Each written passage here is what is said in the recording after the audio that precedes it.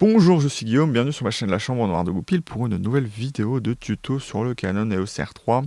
Ce sera le tuto menu prise de vue pour la vidéo, donc ce sera affiché ici. Donc voilà, comme ça vous saurez où vous êtes directement sans avoir à regarder le titre. Et donc on va passer dans le menu. Et donc on va directement revenir ici puisque j'ai déjà fait la partie photo, donc il est revenu là où il était en partie photo, et on va commencer par la taille d'enregistrement. Donc ce qui est intéressant chez Canon, c'est qu'on a toutes les tailles de 4K, le nombre d'images par seconde et les compressions qui sont disponibles au même endroit. Donc c'est quelque chose d'assez intéressant. Vous allez voir qu'il manque quand même quelque chose. Donc on a la 4K D, donc cinéma, donc 4096 par 2160, la 4K UHD 3840 par 2160. Et comme vous pouvez le voir, ce qui est intéressant avec la 4K comment dire, cinéma, j'aime bien se dire C4K, parce que c'est comme ça que je l'avais vu sur mon Mavic, et ben c'est qu'avec de l'UHD, enfin de la 4K cinéma, on peut faire de l'UHD. Donc moi, je conseille souvent d'utiliser ce mode-là, quitte à grandir l'image en UHD pour ne pas avoir les bandes noires. Voilà. Après, si c'est trop de travail pour vous, vous pouvez vous mettre en UHD. Et du coup, ça rend la chose très intéressante d'avoir ce 4K cinéma qui a une largeur assez élevée pour pouvoir remettre de l'UHD dedans. Donc ça vous donne potentiellement deux formats disponibles. Le petit truc dommage, c'est que en Full HD, on n'a pas, le mode cinéma. Et ce qui est dommageable, c'est que par exemple, moi, je me mets en 4K cinéma. Maintenant, je fais pratiquement que ça. Donc même mes Sony, je les reconvertis en 4K cinéma, même s'ils n'ont pas nativement ça. Et du coup, ça demande de recadrer. Et donc, c'est recadrer déjà un format plus petit que du 4K, parce que la Full HD, je l'utilise pour faire le 240 images par seconde qui est arrivé avec le firmware 1.2.0, 1.2.1. Le 1.2.1 étant le correctif du 1.2.0. Et donc, voilà, c'est un petit peu dommage. Et comme vous pouvez voir, si on n'est pas en 4K cinéma, on n'a pas accès au 24p. C'est un mode que j'utilise pas, qui est intéressant, puisque c'est 24 images, vraiment 24 images, et non pas du 23,98. Et pourquoi d'un autre côté c'est pas intéressant? Parce que par exemple tous mes autres appareils photo, donc Sony, ou si vous venez d'un autre appareil photo Canon comme le R6, pas le R5 puisqu'il a le 24 images par seconde et il a le mode 4K cinéma, et voilà, ça vous demandera, enfin des fois il y aura, votre logiciel de montage va toujours vous dire mais non, mais c'est pas le bon mode, voilà, est-ce que vous voulez convertir votre timeline, voilà. Donc moi je préfère pour l'instant le laisser en 23,98 et puis on verra plus tard. En dessous, on a les types de compression. Donc, on a, hop, on va se mettre ici, le IPB. Donc, c'est le mode standard qu'on a sur le Canon EOS R6 et R7. On l'a aussi sur le R5. Donc, ça demande, bien évidemment, enfin, ça compresse plus les fichiers, puisque c'est pas un codec interframe et non pas intraframe. Donc, en fait, ce que fait l'appareil photo, c'est de calculer un nombre d'images, donc, par exemple, il va prendre de 1 à 5 et ne pas mettre celle qui est au milieu. Et ça c'est un petit peu plus compliqué que ça. Elles sont moins définies, où il manque des choses à l'intérieur, et donc les seules vraies images sont la première, la cinquième. Ce qui demande, par exemple à l'ordi, des fois de plus travailler lorsque vous coupez à la troisième image, puisqu'il va devoir reconstruire quelque chose qu'il n'avait pas forcément bien à la base. Ça marche de mieux en mieux et il n'y a plus trop de différence. J'ai quand même remarqué que le Holei était plus facile à lire. Alors, plus facile à lire, vous devrez faire des rendus ou utiliser des proxys. Moi, je préfère faire des rendus, même si ça prend plus longtemps. Parce que c'est pas non plus génial, mais ça marche quand même sur un ordi, 16 Go de RAM, mon ordi portable. J'arrive quand même à monter ça. Tout ça pour dire que, le Holei, en gros, vous aurez toutes les images, donc ça prendra plus de place, bien évidemment, ce sera la meilleure qualité. Et on a l'IPB Lite, donc celui qui va avoir le moins de débit, parce qu'il y a aussi ça comme différence. Le débit, donc les nombres de mégabits par seconde, seront plus élevés en Holei. C'est 170 en IPB, et donc je crois que c'est 2 fois plus en Holei. Et là, c'est beaucoup moins. Parce que suivant les modes, c'est pas vraiment exactement ça.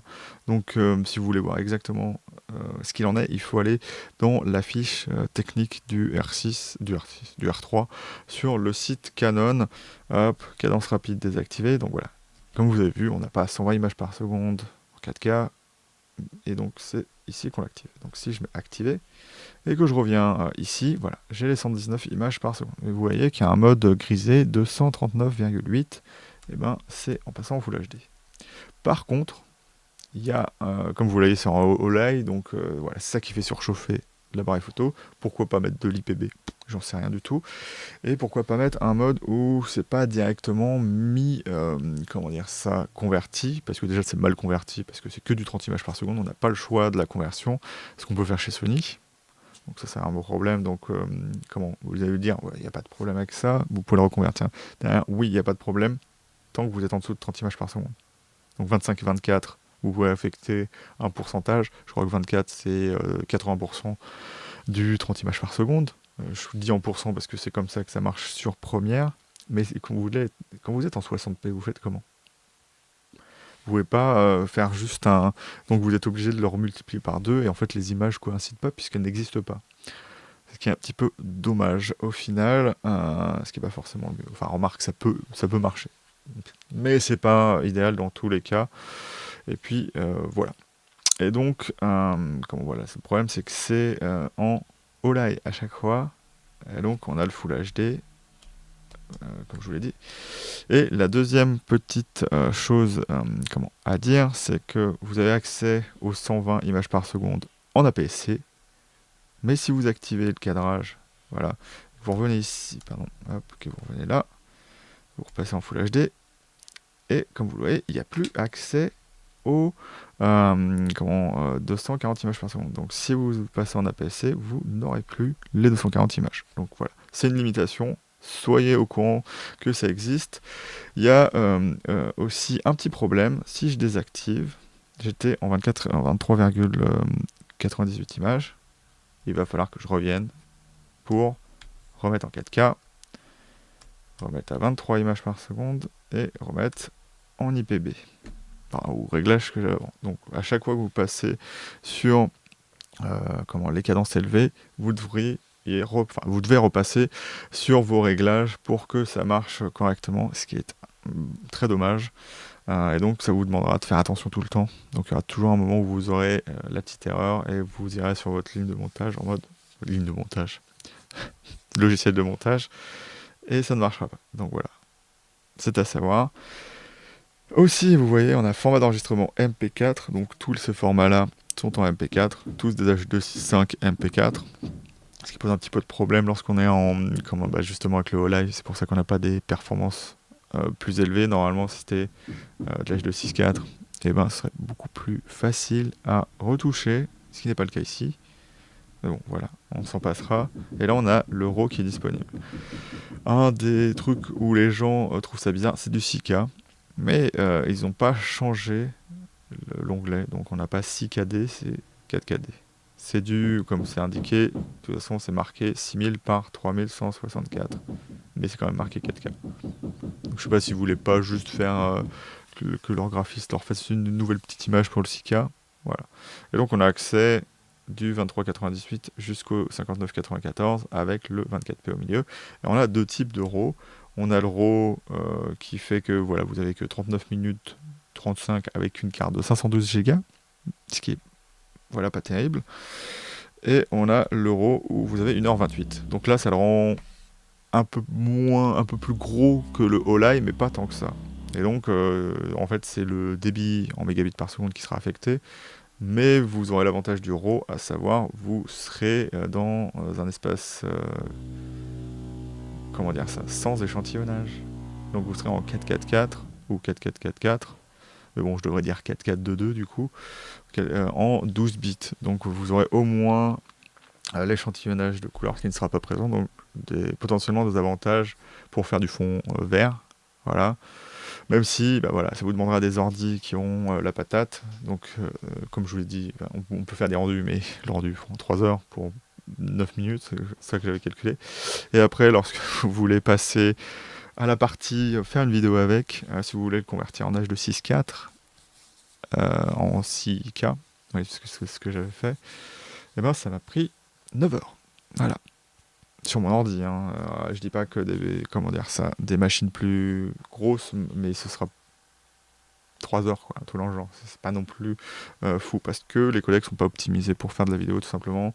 Ce qu'a montré le R5C, puisque le R5C a des codecs beaucoup plus faciles à utiliser, mais avec moins de mégabits par seconde, du coup, donc plus cohérent avec l'environnement d'aujourd'hui.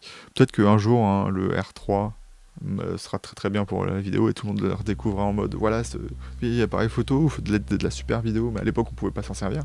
Voilà. Mais ça fait de la bonne qualité. Hein. Et donc voilà, après on a le recadrage et on a l'enregistrement de son. Alors, si vous voulez le voir sur votre enregistrement, et c'est un des seuls trucs qui continue à apparaître lorsque vous mettez le bouton d'enregistrement, il faut le mettre en manuel.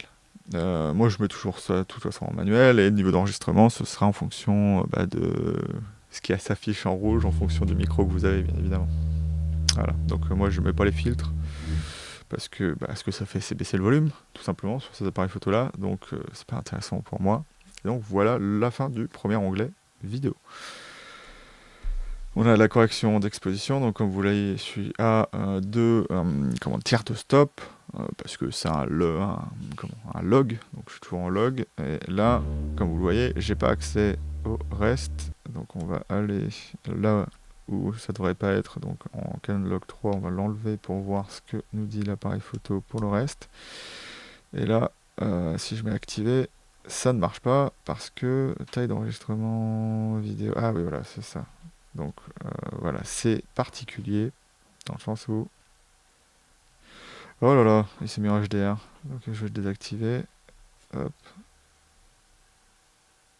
Voilà, donc le même problème que j'avais en photo. Donc je vais essayer de passer ce truc là. Donc là, ce qu'il faut faire, se mettre en Full HD, me semble-t-il. Et ça ne marche pas. Taille d'enregistrement vidéo.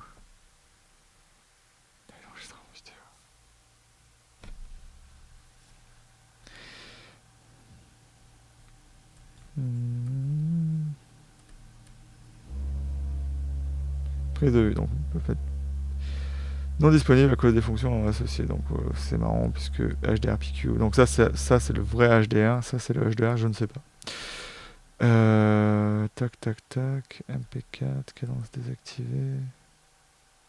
Et où est le problème? Ah oui, ça doit être parce qu'il faut que je sois en IPB, c'est ça. Donc à mon avis c'est un problème de façon, à mon avis c'est pas le R3. C'est que ils ont eu rien à faire quand ils ont fait l'appareil photo, puisqu'il a plus de puissance de calcul qu'un R5 ou R6, ce qu'il faut savoir, parce que son capteur a de la mémoire, c'est ce qu'on oublie tous de rappeler, c'est le même processeur, mais il y a de la mémoire en plus sur le capteur, donc lui il est beaucoup plus capable que n'importe quel autre appareil photo Canon aujourd'hui. Et donc ça ne marche toujours pas, hein. Pourquoi? Ça va être relou, hein. Ça va pas être ça quand même. Taille d'enregistrement vidéo. Je vais pas tout faire. Donc voilà, c'est encore une fois une tannée parce que vous voulez pas faire ce que vous voulez. Non. Taille d'enregistrement vidéo. Taille d'enregistrement vidéo. Non, mais tu veux pas me dire que c'est ça. Attends. Désactiver, il n'y a rien de plus. En RAW, ça va pas marcher. Non, ça marche pas en RAW.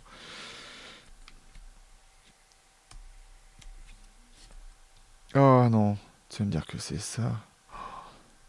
Attends, on va essayer de voir. Je vais voir un truc. Oh là là. Si c'est ça, ça veut dire que personne ne peut s'en servir, quoi. Système vidéo pour PAL. On va essayer ça.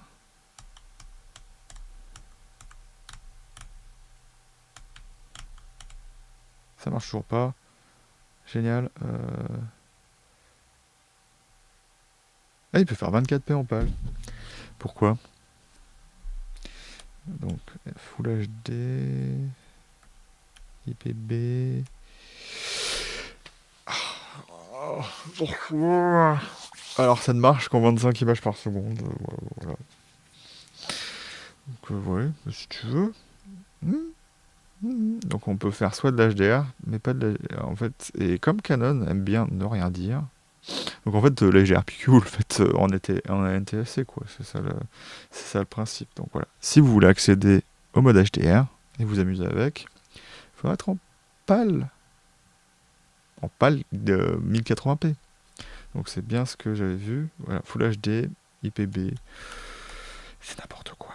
Attends, on va revenir dans le bon truc pour moi. Hein. Peut-être pas pour vous, mais pour moi en tout cas. Donc voilà. Donc on a résolu ce problème-là. Tiens, c'est marrant ça. Ça marche maintenant. Et qu'est-ce que c'est que ça? Ah, d'accord. Oh là là. Donc ça marche en 25 et 30 images par seconde. Voilà. Donc ça marche sur NTSC, désolé. Mais voilà, je sais pas pourquoi. En fait, il y a plein de modes Canon. Vous allez le voir. Il y a des choses qu'il faut savoir. Donc comme je vous l'ai dit, le 120p, ça passe en 30. Pourquoi? Donc on peut faire ça, donc on va laisser comme ça donc on peut faire HDRPQ, mais du coup on peut pas. Et donc ça met le mode priorité haute lumière sur on. Donc on peut optimiser ça, voilà. Et donc ça, bien évidemment, c'est plus disponible en CELOC 3. Pourquoi? On n'en sait rien. Ça pourrait être utile. Donc on a voilà, la prise de vue anti-scintillement HF. On n'a pas l'anti-scintillement en vidéo, puisque c'est pas possible, puisqu'il faudrait que le nombre d'images par seconde se cale sur les fréquences lumineuses, ce qui n'est pas possible. Et donc ce que fait l'appareil photo ici, c'est que vous pouvez régler... Ah oui, donc en fait il me l'affiche pas sur l'enregistreur externe, ce qui va être très facile pour vous. Donc en gros, il y a la molette... Merde. Enfin, il y a la molette... Voilà, réglage manuel. Il y a la roue codeuse qui vous sert à régler les incréments comme vous le feriez d'habitude. Et le TV, donc celui au-dessus, vous sert à régler les incréments, donc les 0.05, 0.02. Donc en fait, c'est comme l'obturateur variable chez Sony, ça vous permet de pouvoir, s'il y a du flickering, de pouvoir le régler tout simplement en réglant exactement ce que vous voulez. Et donc on peut détecter automatiquement. Je sais pas s'il le fait. Hop, débuter. Je sais pas pourquoi il le met pas en vidéo. Ce qui est assez étrange. Il n'y a pas de sentiment, donc voilà. Mais si vous le faites, ça vous mettra automatiquement la vitesse la plus intéressante vis-à-vis de vos réglages d'appareil photo, donc c'est intéressant. Mais c'est un autre aspect aussi bien. Donc le mauvais aspect, c'est que ça se limite à un 50e de seconde. Donc vous pourrez pas essayer de dire je peux faire un 48e de seconde. Mais par exemple, si vous êtes en NTSC et que vous pouvez les faire 60 images par seconde, vous pouvez le mettre en 119,9p. Ce qui est bien. Enfin, p, obturateur. Et donc ça le rapproche du 59,97. Donc c'est plutôt pas mal. Donc règle des 180 degrés, tout ça. Et donc c'est pas mal. Donc je vais l'enlever, mais voilà, ça se règle comme ça. Et quand il y a du flickering, voilà, il n'y en a pas ici, parce que j'ai pas dû mettre, voilà, il faudrait ma lampe de chevet. Et voilà, c'est assez intéressant. Et donc voilà, comme ça, si vous aimez comme moi faire du NTSC en France, vous pouvez recaler exactement la fréquence qu'il faut. Donc si vous êtes américain et que vous voulez pas passer en PAL et revenir avoir des discordances en termes de images par seconde et que ça fasse pas très très beau. Voilà, ça vous servira beaucoup. Hop. Donc tout un onglet juste pour la prise de vue anti-scintillement.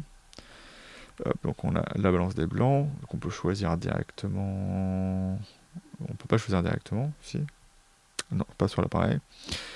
On règle la balance des blancs perso, donc voilà. Je sais pas pourquoi, je sais toujours pas comment on la règle en photo. Donc là, en fait, c'est le système archaïque. Vous prenez une photo et puis vous, avec votre carte de gris et neutre ou je sais pas quoi, et en fait, il va faire la balance des blancs. C'est la méthode archaïque qui ne sert pas à grand chose. Donc voilà, c'est très compliqué avec le FCR3 par exemple, avec cette lumière, pour trouver la bonne balance des blancs, parce que comme les couleurs sont pas exactement les mêmes que sur mon Sony A7 IV ou A7S III qui me filme, et ben ça rend le tout un petit peu une tannée, parce que il faut que je regarde ça à peu près. Bon, je le ferai, je vais le faire en manuel, enfin je testerai, parce que voilà, c'est pas terrible. Puisque les 4800 Kelvin que j'utilise sur le A7S III rendent ma peau un peu trop blanche au final, ce qui ne devrait pas être le cas.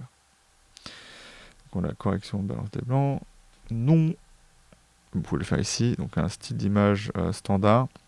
Alors moi je m'en sers pas parce que je suis en log. Et on a le Canon log. Donc on a que le Canon log 3, donc ce qui en déçoit beaucoup. Alors le log standard, je le trouve pas très intéressant au final, parce qu'il n'a pas les bons, comment dire ça, les bons espaces de couleurs.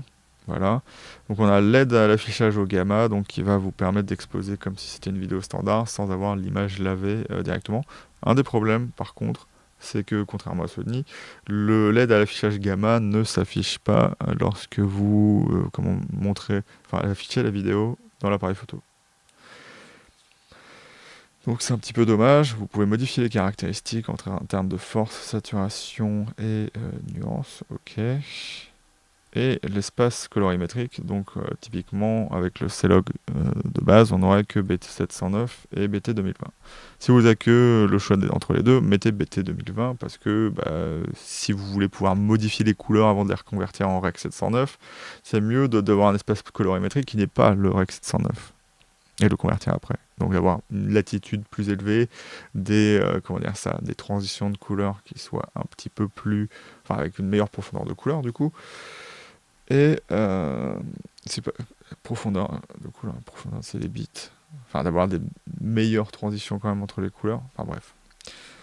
Et donc le cinéma gamut, c'est le gamma qui est censé voir le plus de couleurs qui existent. Spoiler alerte, sur le C-Log 3, ça ne se passe pas vraiment comme ça. Mais du coup, des fois, il est un petit peu sensible à certains trucs, comme voir un petit peu plus le violet dans le bleu, ce que je trouve un peu étrange, mais apparemment ça marche. Et c'est vrai que si vous regardez attentivement, pas avec le Sony, hein, vous en rendez pas compte. Ah, si j'augmente la saturation, c'est ce que je vais faire. Mais vous voyez qu'il y a un peu de violet dedans. Et donc je laisse en cinéma gamut puisque c'est ce qui permet de convertir dans le maximum de des espaces de couleurs corrects. Donc ça me permettra éventuellement même de faire de l'HDR BT 2020. Donc c'est pour ça que je passe pas dans l'HDR PQ. Et ce qu'il faut savoir, c'est que avec l'HDR PQ et le Canon Log 3 que vous aurez les 10 bits 422. Si vous êtes en profil standard, vous serez que en 8 bits 420. L'avantage par contre du 8 bits 420, c'est que ce sera lisible directement sur vos ordi. Donc je suis pas sûr que ce soit un appareil photo pour faire juste de la vidéo de vos vacances. Mais voilà, si vous voulez faire vite fait une vidéo que vous n'avez pas besoin de retoucher, ce sera le mieux de ne pas utiliser le log ou l'HDR PQ. Voilà. Et comme on l'a vu, l'HDR PQ marche aussi en 4K, donc voilà. Il n'y a que le HDR normal qui est une vidéo HDRisée qui sera plus ou moins correcte en 1080p. Voilà. C'est de l'HDR direct, donc ça donne un petit peu plus de dynamique. Je suis pas sûr que ce soit très intéressant, comme on l'a vu avant. Hop, et puis voilà, on a la clarté, mais qui n'est pas disponible en log, puisque c'est ce qui sera disponible lorsque vous êtes en 4.2, 0, 8 bits. Après, je dis pas que c'est mauvais, puisque de toute façon, lorsque vous retoucherez, toutes les vidéos que vous voyez sur YouTube sont du 4.2, 0, 8 bits. C'est juste que lorsque vous retouchez vos images, c'est mieux d'avoir du 4.2, 10 bits, ou même le 4.4, 12 bits que vous avez avec le RAW. Donc on a les correction des aberrations des objectifs. Donc contrairement à ce que j'ai dit en photo, elles sont toutes prédentes. Ah oui, par contre la réduction en ISO élevé, elle n'est pas mise. Parce que en photo, elle n'est pas mise non plus. Donc voilà, il y a quand même des paramètres qui sont un petit peu embêtants. Voilà, vidéo timelapse. Donc il va falloir que je revienne en arrière, que j'enlève le Canon log. Si vous voulez, donc c'est un petit peu dommage. Parce que vous pouvez... Vidéo timelapse. Ah oui, d'accord. Connecté via HDMI, ça va être compliqué. Ah oui, donc je peux pas vous faire un tuto, donc il faudra que je vous le fasse en vous filmant l'appareil photo, ce qui est un petit peu dommage. Donc vous pouvez faire la vidéo timelapse, vous avez le choix entre plein de choses, l'exposition, je vous fais un tuto spécifique là-dessus, le nombre d'images, l'intervalle. Là où il faut faire attention, c'est que votre intervalle doit être plus de 2 secondes plus élevé que le temps de pause, sinon il va manger des images. Et donc votre temps enregistré et votre temps enregistré sera le même. Je suis pas sûr, mais en tout cas le temps qui est prévu par l'appareil photo, par exemple de dire voilà, vous aurez 10 secondes de vidéo si vous filmez pendant 3 heures, et si vous n'utilisez pas le bon intervalle, ce ne sera pas le cas. Ça va diminuer par 2 souvent, puisque ça va manger l'image qui est censée être après, ou même des fois un petit peu plus. J'ai jamais compris pourquoi Canon faisait ça. Donc mettez, par exemple, si vous faites 10 secondes de pause, mettez 13 secondes d'intervalle. Voilà, c'est ça que je voulais dire. Un petit problème, c'est que bien évidemment, comme c'est basé sur la photo, vous pouvez pas utiliser le log, comme on l'a dit. Et en plus, ça va être une base de 30 images par seconde. Donc il faudra le ralentir encore une fois pour passer en 24, l'accélérer pour le passer en 60, et puis voilà. Et après, si vous pouvez le passer en 25, il faudra aussi le ralentir. Donc voilà, il faut savoir ça. Je sais pas pourquoi tous les modes, qui convertissent un nombre d'images dans un autre, font de la base 30 images par seconde. Canon, arrêtez de faire ça. Ou donnez-nous le contrôle sur le nombre d'images qu'on veut à la fin. Ce sera le mieux. Retardateur vidéo, donc si vous voulez vous filmer, je pense que voilà, vous pouvez mettre 2 secondes, donc aller devant la caméra, et puis voilà, je préfère mieux moi enregistrer ou avoir une télécommande personnellement, donc enregistrer et après enlever ça. Mais c'est vrai que si vous faites le retardateur et que ça vous indique, vous pouvez directement commencer à parler et pas avoir la main, comme je le fais des fois, sur le bouton d'enregistrement et quand il commence à parler, ce qui n'est pas très agréable. Donc on peut mettre de la télécommande, comme je vous l'avais dit. Hop.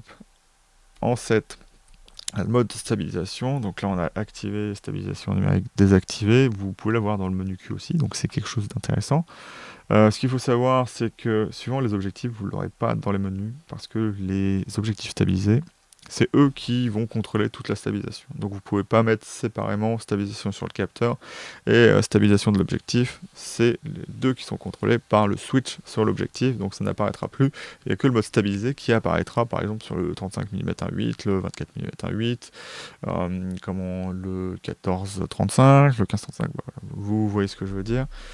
C'est que par exemple avec le 50 1.8, 16 mm 2.8 qui est dessus ici. Je ne sais pas s'il y a beaucoup d'autres optiques sans stab en RF. Bon, bref. Voilà. Personnaliser les contrôles rapides. Donc on a c'est le menu Q qui du coup n'est pas en mode personnalisation. Et donc vous pouvez modifier la disposition. Ah oui, donc ça ne s'affiche pas en vidéo. Donc allez voir pour ça.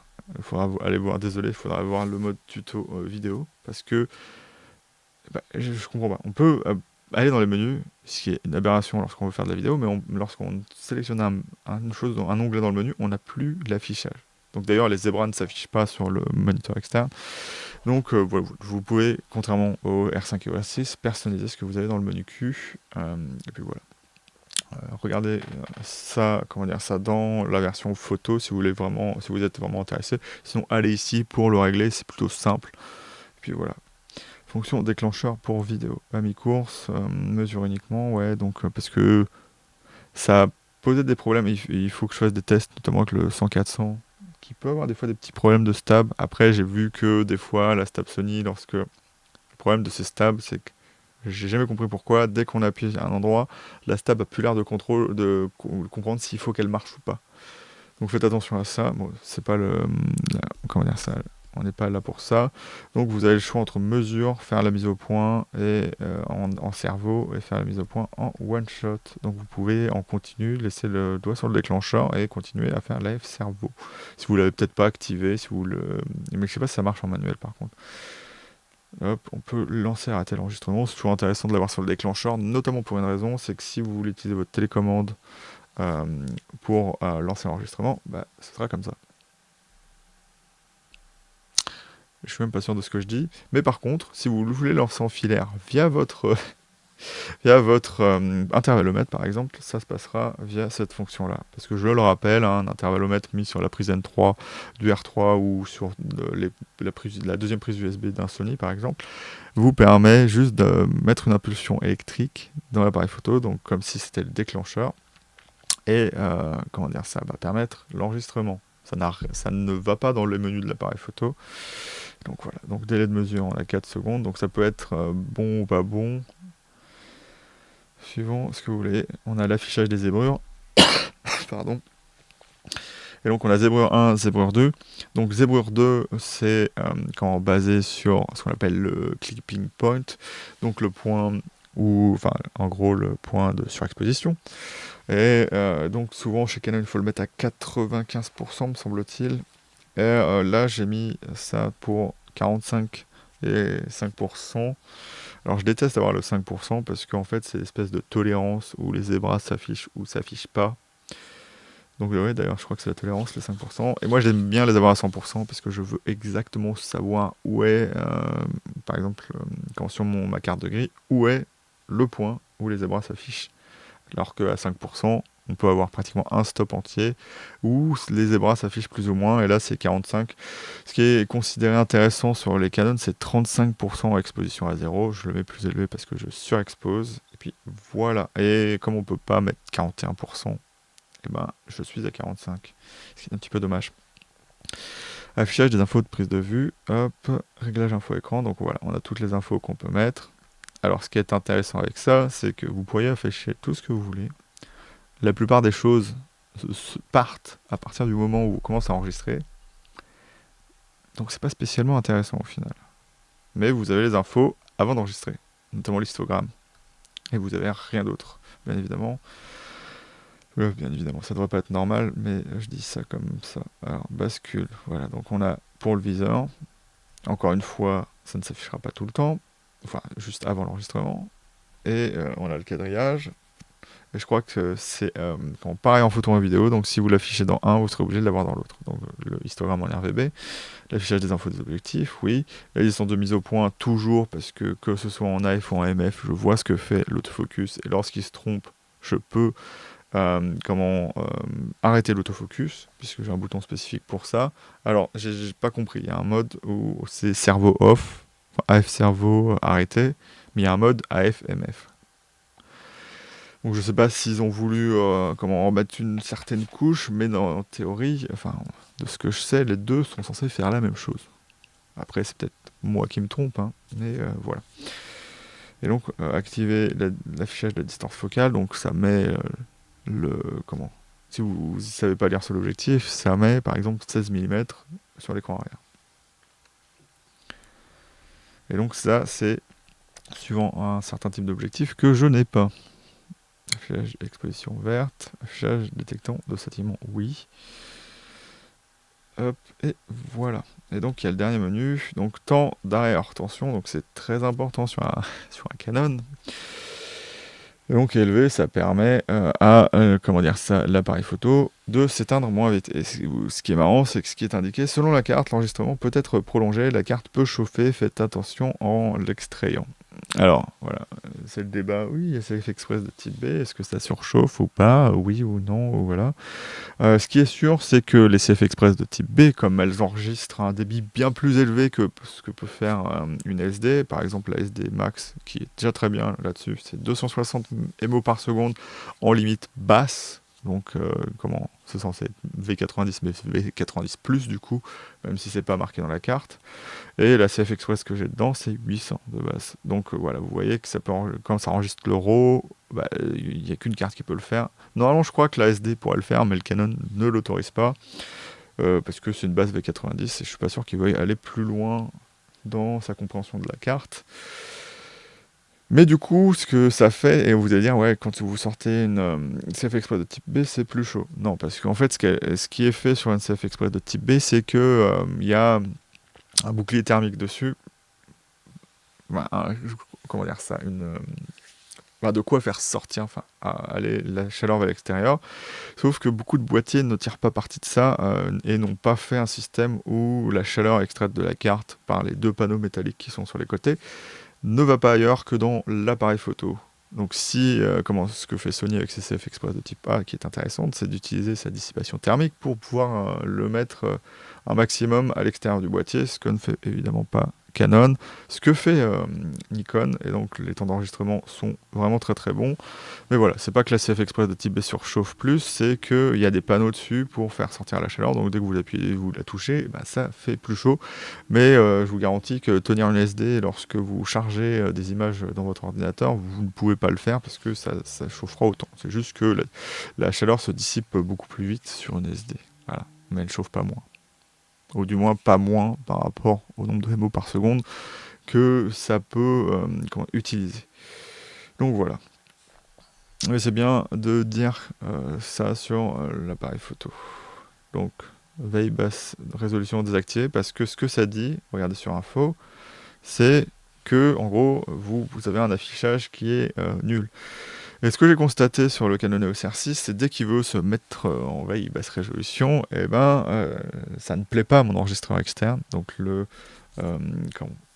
Blackmagic Video Assist 12G, qui marche très très bien, vu qu'on peut mettre un 10 dessus et non pas des caddies comme sur la Tomos. Mais voilà, ça a tendance à... En fait, Canon, ils aiment bien utiliser tout leur propre protocole sans se préoccuper de l'environnement qu'il y a autour. C'est peut-être pour ça qu'en termes de vidéos professionnelles, c'est pas les meilleurs du marché. Enfin, en tout cas, c'est pas les plus répandus. Enfin bref, ça c'est une autre histoire. Mais voilà, laissez ça là-dessus, comme ça vous n'aurez pas de problème de connexion avec vos enregistreurs externes et vous n'aurez pas une qualité d'image, si ça marche, qui baisse lorsque utilise la veille. D'ailleurs, ce qui est intéressant, et on le verra dans d'autres tutos, c'est, je sais pas si le R5 le fait, mais je pense pas, c'est le seul Canon qui vous permet de plus avoir, il peut rester allumé indéfiniment. Ce que ne pouvait pas faire le R6. Et en timelapse, lui, il a plus le même problème que le R6. Je sais pas pourquoi je continue à parler ça. Vidéo, où évidemment il se met en veille, mais il prend quand même les photos. Lui, non, il prendra toutes les photos et vous les indiquera. Ce qui est très très bien. Et donc voilà, on arrive ici, donc on a l'affichage HDMI plus écran. Ce qui ne marche pas d'ailleurs, c'est ce que je viens de me rendre compte là. Puisque là, normalement, c'est affichage HDMI sur l'appareil photo. Ah si je mets ça, oui. C'est un petit peu stupide dans un sens, parce que voilà, vous enregistrez, vous avez le retour sur votre appareil photo. C'est très très bien. Le seul truc, ça me fait rire, c'est que vous passez dans les menus, et vous savez que vous avez un problème, parce que vous n'avez plus l'affichage, vous dites, oh là là, j'ai enregistré les menus sur mon enregistreur externe. Voilà. Ce qui est une aberration complète. Comment ça continue, Canon, arrêtez de faire ça. On veut enregistrer professionnellement parlant. On veut pas qu'un opérateur qui appuie sur le menu pour modifier un réglage qui ne doit pas être visible. Sur les Sony, vous pouvez aller dans le menu, même si des fois vous n'avez pas accès aux fonctions pendant l'enregistrement. Vous pouvez voir des choses. Ah oui, je veux ça comme ça, machin. Non, c'est sur le Canon. Vous faites un tuto, comme moi, vous enregistrez ce qui se passe dans l'ordi. Dans l'appareil photo. Et du coup, on a timecode. Donc ça, je ne vais pas rentrer dans les détails là-dedans, puisque je ne m'en sers pas. Mais ce qui est bien avec le timecode, c'est potentiellement synchroniser plusieurs sources, notamment son audio. Et donc, à l'enregistrement, ce que c'est censé faire, si vous avez le dispositif adéquat, et donc, c'est que de la théorie pour moi, puisque je n'ai jamais utilisé ça, c'est que, en gros, si vous synchronisez bien vos timecodes entre différentes caméras et que vous savez que vous allez les utiliser, par exemple, dans des environnements où il y a celle-là, celle-ci, et une autre à côté, si le timecode est bien utilisé, lorsque vous le mettez dans votre logiciel de montage et que vous lui dites de prendre en compte le timecode, tout se cale parfaitement. Voilà. Mais moi, je sais pas comment m'en servir. Dommage. Et donc, on va finir ce tuto sur cette affirmation. J'espère que vous avez trouvé ça intéressant. Si vous avez des questions, bien évidemment, n'hésitez pas à les poser. Je voulais vous dire salut et à bientôt dans la chambre noire de Goupil. Je vais me reposer un petit peu. Salut!